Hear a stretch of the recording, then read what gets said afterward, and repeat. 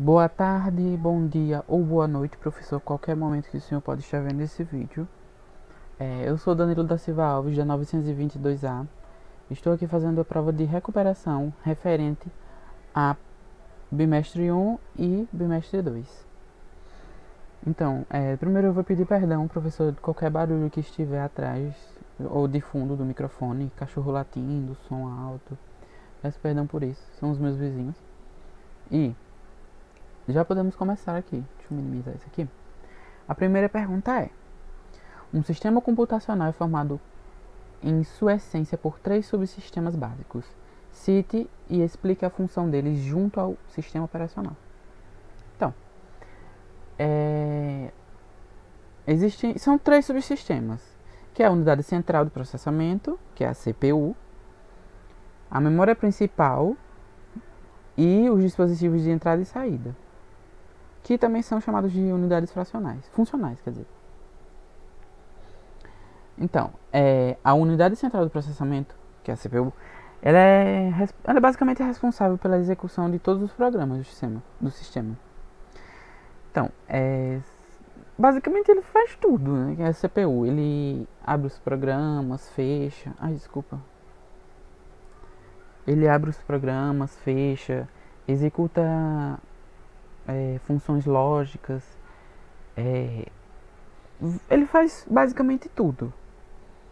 Ele é a função principal.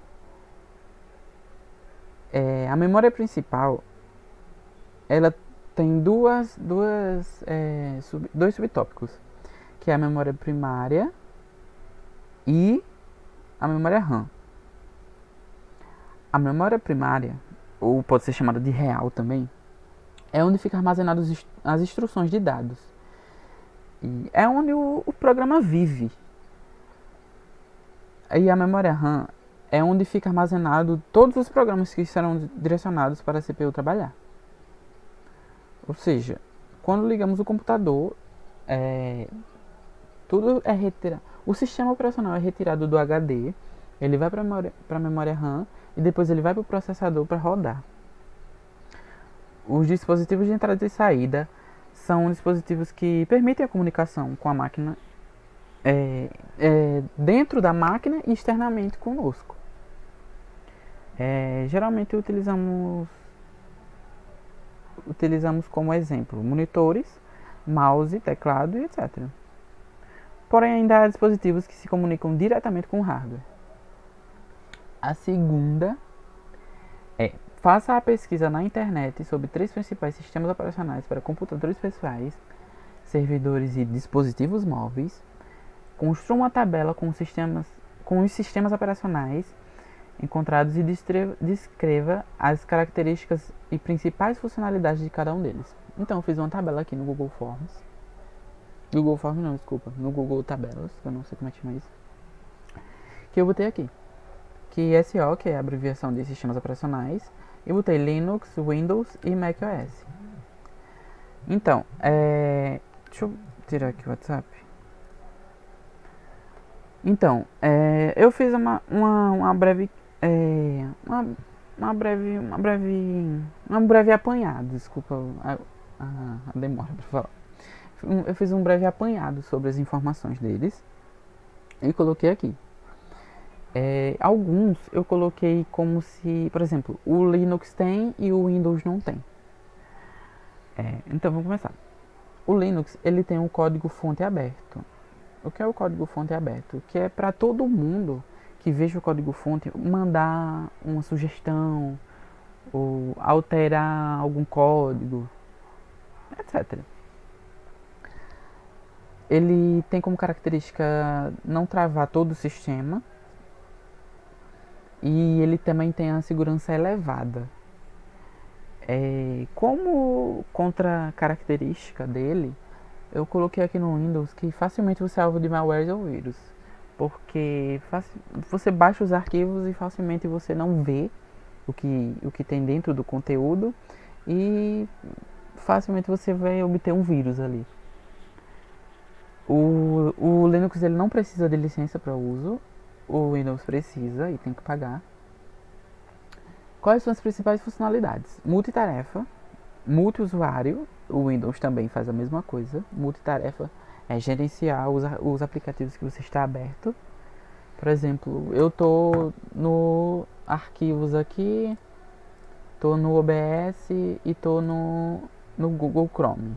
Isso é gerenciar os arquivos que você está os arquivos não, desculpa. Gerenciar os aplicativos que você está usando. Os que estão abertos também. Ele tem a principal funcionalidade também a segurança quanto à processão dos processos da memória RAM e conexão com outros tipos de sistemas operacionais.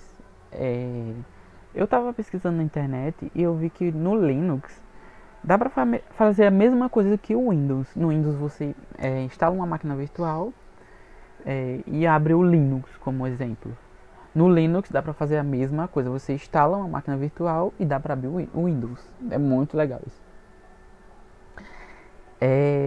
No Windows, ele tem como principal funcionalidade de gerenciamento de recursos, que é o que eu estava falando quase agora. A multitarefa. Ele se encaixa com esse tópico de multitarefa, que é gerenciar o quanto você tem de armazenamento, quanto é usado de CPU, etc. E conexão entre vários dispositivos. Pulando para o macOS, ele... obviamente 90% das pessoas sabem que o macOS ele tem um sistema mais avançado. Ele tem uma característica aqui também que é a captura de tela fácil.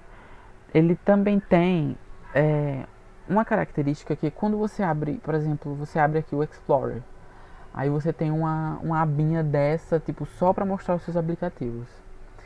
Ele também tem o uso inteligente de memória e energia.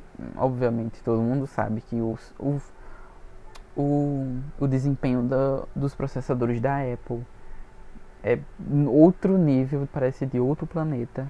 Eles investem muito em desempenho e velocidade e é surreal. As transições, interface e efeitos dele são mais elegantes. Ele possui também a funcionalidade de periféricos plug and play. Que, o que é plug and play? Você, por exemplo, compra uma placa de captura ou um fone de ouvido ou um mouse, por exemplo. Você, em algumas coisas, tem que baixar o driver. E quando você, por exemplo, tem essa função, você compra o seu mouse, pega o mouse, bota na entrada e já pode usar sem baixar driver nem nada. Você pode baixar o driver se quiser alterar alguma coisa, mas não precisa baixar. E ele tem uma funcionalidade que é a previsualização de coisas mais rápidas e mais inteligente, que também se encaixa com um sistema mais avançado de coisas e mais rápido, né? A terceira pergunta. Pesquise software disponíveis para a utilização de máquinas virtuais e quais as suas principais características. Eu anotei aqui, o primeiro é VirtualBox, que é a criação de máquinas virtuais no VirtualBox é feita usando um assistente passo a passo. Compreender o seu trabalho será possível para qualquer usuário do computador mais ou menos experiente. O sistema suporta redes, portanto, se você quiser, pode fornecer à sua máquina virtual acesso à internet. O segundo é Chain Project. É especialmente usado para virtualização avançada, especialmente em servidores e em ambientes comerciais e de código aberto. Este serviço é especialmente útil para nuvens e de grande escala e pode ser facilmente usado com AWS, Azure, Rackspace, IBM SoftLayer e Oracle. O foco principal é a segurança, usando a menor base de código possível, tornando-a não apenas segura, mas particularmente flexível.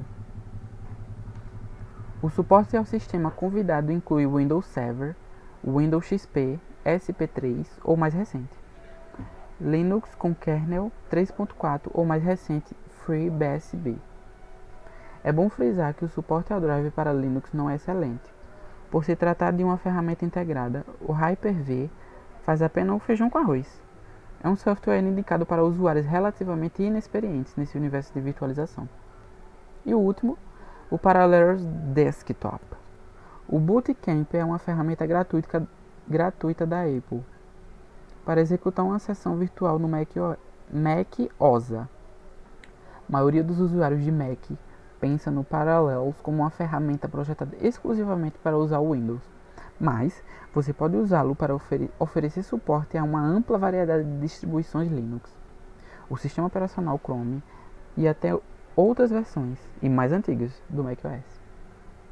Então, professor, essa foi a minha apresentação.